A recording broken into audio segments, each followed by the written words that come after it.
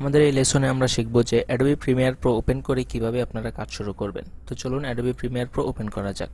আমি ইউজ করছি Adobe Premiere Pro 2015। আপনারা চাইলে 2017 ইউজ করতে পারেন, কারণ 2017 এবং 2015 এর মধ্যে অনেকটাই মিল পাবেন। শুধু CS6 যারা ইউজ করছেন এখনও, তাদের সাথে হয়তো খুব বেশি মিল পাবেন না, কিন্তু মিল পাবেন।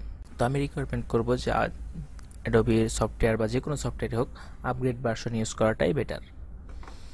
অ্যাডোবি প্রিমিয়ার প্রো ওপেন হওয়ার পর আমরা যে ওয়েলকাম স্ক্রিনটি দেখতে পাচ্ছি, এখানেও দেখুন যে নিউ এর মধ্যে প্রজেক্ট এবং ওপেন রিসেন্ট কিছু অপশন আছে। যে এখানে হচ্ছে যে নিউ হচ্ছে যে আমরা যদি নতুন কোনো প্রজেক্ট নিয়ে কাজ করতে চাই, যে নতুন একটি কাজ শুরু করব, তাহলে নিউ এর প্রজেক্টে ক্লিক করব এবং ওপেন রিসেন্টে যে অপশনগুলো দেখতে পাচ্ছি, এটি হচ্ছে আমার আগের যেই কাজ করা, মানে আমি লাস্ট যেই কাজগুলো করেছি অ্যাডোবি প্রিমিয়ার প্রো দিয়ে, সেই প্রজেক্ট ফাইলগুলো এখানে দেখাচ্ছে। আমি যদি ক্লিক করি তাহলে আমার আগের যে প্রজেক্ট ফাইলগুলো আছে সেগুলো ওপেন হবে এবং পুনরায় আমি সেখান থেকেই কাজ করতে পারবো। তো আমি যেহেতু নতুন করে একটি কাজ দেখাবো আপনাদের, সো নতুন একটি প্রজেক্ট আমি ক্লিক করতেছি এবং নতুন কাজ শুরু করব।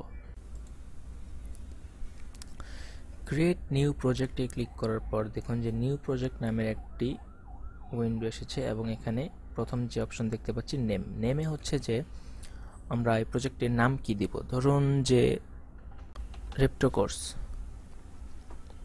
এই প্রজেক্টটি নিয়ে আমরা যে কাজটি করব, এই প্রজেক্টটি আমরা কোথায় রাখবো, কোন ফোল্ডারে রাখবো আমার কম্পিউটারের, সেই লোকেশনটি এখানে দেখিয়ে দিতে হবে। তো আমরা ব্রাউজে ক্লিক করব এবং আমার কম্পিউটারের যেই ফোল্ডারগুলো আছে আমার ইচ্ছা মতো আমি একটি জায়গায় রাখবো।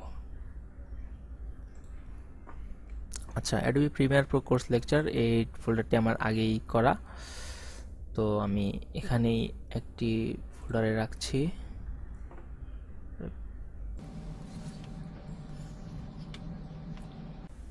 আচ্ছা, সিলেক্ট ফোল্ডার, তারপর হচ্ছে দেখুন যে লোকেশন গেল। এখানে জেনারেলের মধ্যে কিছু option, video rendering and playback renderer, এখানে দেখুন ক্লিক করলে দুইটি অপশন আসছে। যদি আমার কম্পিউটারে কোনো গ্রাফিক্স কার্ড না থাকতো তাহলে শুধু নিচে যেটি আছে mercury playback engine software only, এটি দিলেই হয়ে যেত, শুধু এটিই থাকতো, অন্য কোনো অপশন থাকতো না। যেহেতু গ্রাফিক্স কার্ড আছে সেহেতু আমার গ্রাফিক্স কার্ড যেটি সাপোর্ট করে, যে ব্র্যাকেটে দেখতে পাচ্ছি লেখা কোডা সাপোর্ট করে, এই জন্য এই লেখাটি চলে এসছে। আমরা এই অপশন দিয়ে রাখবো, তাহলে আমার যেই গ্রাফিক্স কার্ড আছে এটি দিয়েই এই ভিডিওটি রেন্ডার হবে এবং খুব ভালো স্মুথ আউটপুট পাবো আমরা এবং কাজ দ্রুত করতে পারবো। তো ভিডিও ফরম্যাট, টাইম কোড, এখানে দেখুন যে ভিডিও ফরম্যাটের টাইম কোড, ফিট, ফ্রেমস অনেক কিছু আছে, আপনারা টাইম কোডেই দিবেন। আমরা যেহেতু ভিডিও প্রত্যেকটা টাইম কোডে কাজ করব, এটি বেটার আর কি।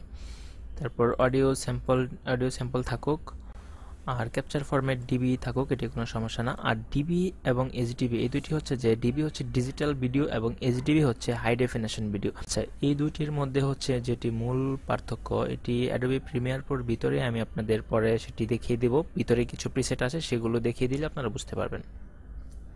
তো ওকে